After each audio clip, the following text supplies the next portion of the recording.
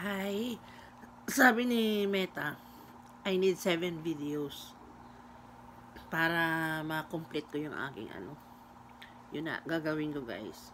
Habang nagka-almusal ako, kumatok yung border ko. Binigyan niya ako nito. Ano to guys? Ang sarap-sarap. May electric fan. Ayan. Talaba. Na tinanggal na siya sa shell niya.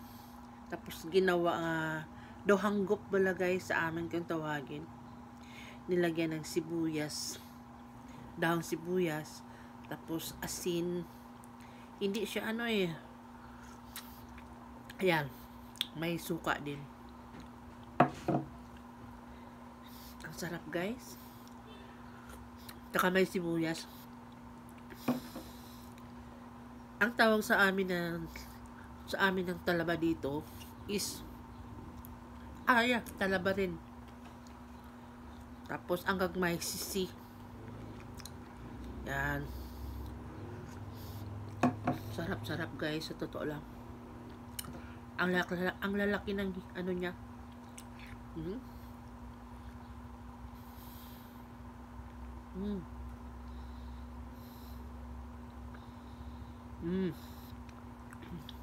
Kahit wala ng kanin. Mamaya na ako magsasain. Favorite nyo rin ba ang talaba guys?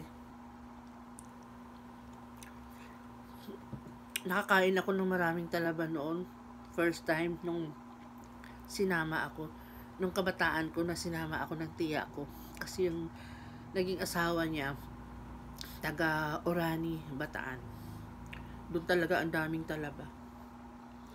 Yun. Yung tiya ko, bali, kapatid ng mother ko yun na namatay na rin. Taga Malabon sila. Pinaaral niya ako 1 year sa Malabon. Tapos madalas kami nagpupunta. 3 times kami nakapunta doon sa Orani, Bataan. Tuwing pupunta kami, yung hapagkainan ng mga pinsan ng asawa ng tiya ko, bali tiyuhin ko na rin. Patay na sila pareho. Ayan, puno ng talaba. Mahilig talaga sila sa talaba. Yan guys, sarap-sarap ng talaba. Tapos dito sa amin meron din talabahan. Yung mag-o-order ka. Masarap kumain ng marami kaya halos nakakamay.